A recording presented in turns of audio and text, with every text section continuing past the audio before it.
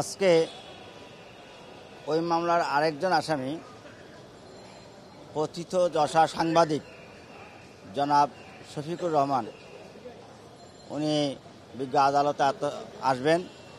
ওনার ব্যাপারটা হচ্ছে ওনার যেই 7 বছরের দণ্ড, এটা মহামান্য রাষ্ট্রপতির আদেশক্রমে স্বরাষ্ট্র মন্ত্রণালয় স্থগিত করেছে উচ্চ আদালতে, অর্থাৎ আপিল আদালতে আপিল দায়েরের শর্তে।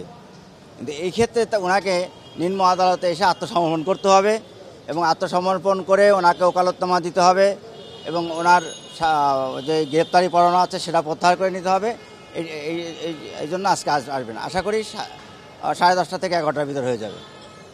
এক্ষেত্রে মাহমুদুর রহমান মান্নাকে যেমন আত্মসমর্পণ কারাগারে যেতে হয়েছে, যেহেতু আপনি বলছেন যে তার গ্রেপ্তার প্রত্যাহার করা হবে, তাহলে তিনি আত্মসমর্পণ করলে আজ কারাগারে যাচ্ছেন না, এটা তো নিশ্চিত?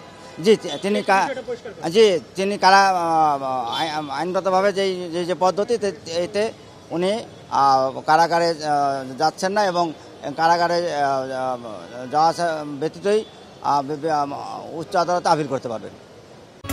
পুরানো দিয়ে নতুন নিতে আজই চলে আসুন আপনার নিকটস্থ ওয়ালটন শোরুমে।